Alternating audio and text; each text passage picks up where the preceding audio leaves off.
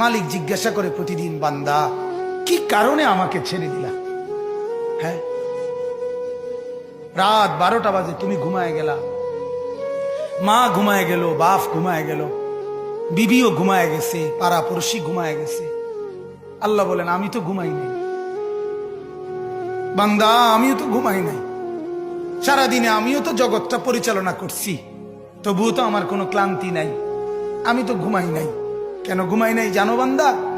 রাতের 2টা বাজে যদি তোমার পেশাব করতে হয়, রাতের 3টা বাজে যদি তোমার দরজা খুলতে হয়, তখন যদি তোমাকে উঠতে হয়, আর আমি যদি ঘুমায় যাই বান্দা, তোমার চোখ মেলে দিবে কি?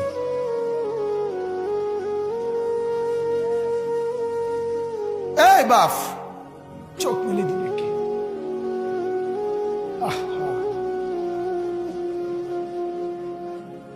আল্লাহ আমাদেরকে মাফ করে। কোরআনুল কারীমের মধ্যে আল্লাহ তাআলা বলছে ওয়াহুয়াল্লাযী ইয়াতাওয়াফফাকুম বিল-লাইল।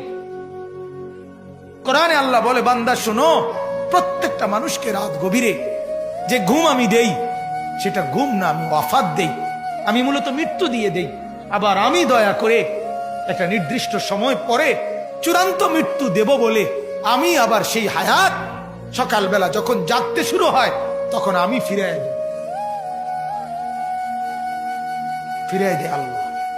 এমনও মানুষ আছে পৃথিবীতে, রাত্রিবেলা ঘুমাইছিল ভালো মানুষ, সকালবেলা আর জাগে নাই। আমার একজন দূরসম্পর্কীয় চাচা আছে, প্রফেসর ছিলেন, ভালো মানুষ ছিলেন, রাত্রিবেলা জলজ্জান্ত মানুষ ঘুমাইছে, সকালবেলা আর দরজা খুলে দেখছে ওই মানুষটা জীবিত ছিল না, মারা গেছে। হতে পারে না? হতে পারে কিনা বলেন না? তাইলে বছরের পর বছর, মাসের পর মাস, এই বাপ, বাহিরের কারো চিন্তা করে বাদ দেন। আপনারা যারা বসছেন, আপনাকে বলছি, আপনি কষ্ট করে বসছেন, রাতের 12টা বাজে, রাতের 12টা বাজে, এত কষ্ট করে বসছেন, বিনিময়ে একটু ভাবেন, একটু ভাবেন, অনুরোধ আমার, একটু ভাবেন। আজ মাঝে মাঝে মন চায় আল্লাহর বান্দা মুসলমানদেরকে বুকে জড়ায় ধরে কাঁদি যে বাপ কেন এত ভুল করছেন, আল্লাহকে কেন এত নারাজ করছেন? যার বিবি বেপর্দা, আপনি আল্লাহকে কত পরিমাণ নারাজ করাচ্ছেন। যার স্ত্রী, যার মেয়ে বেপর্দা, আপনি আল্লাহকে কি পরিমাণ নারাজ করছেন বলেন? এক কুকুর মরলে, লাশ ফেলে রাখলে যেই দুর্গন্ধ ছড়ায়, সেই দুর্গন্ধে অল্প কিছু মানুষের কষ্ট হয় কিছুক্ষণ, কিন্তু এক নারী বেপর্দা হাঁটলে যে যুবকগুলোর চরিত্র নষ্ট হয়, সেই নারী এক মরা লাশওয়ালা কুত্তার চাইতে বেশি দুর্গন্ধ ছড়ায়। কুকুরের দুর্গন্ধ এত বেশি ছড়ায় না, বেপর্দা নারীর দুর্গন্ধ যে পরিমাণ ছড়ায়। সে তো শত শত যুবক তার চরিত্র শেষ করে দিছে। এই সিনেমার নায়িকা নর্তকীরা উলঙ্গ আর ছবি আর বিবস্ত্র ছবি আর নাচ গানের এই ফুর্তি দেখিয়ে এরা হাজারো যুবকের চরিত্র গঠন করে না নষ্ট করে? কথা বলেন না কেন?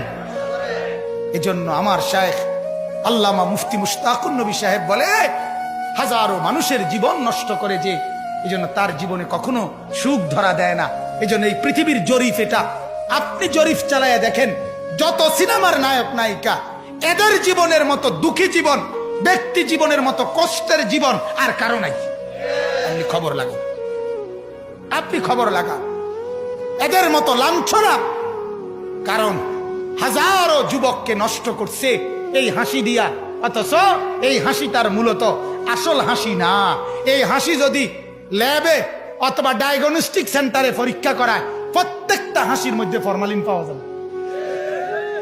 কি পাওয়া যাবে? ফরমালিন।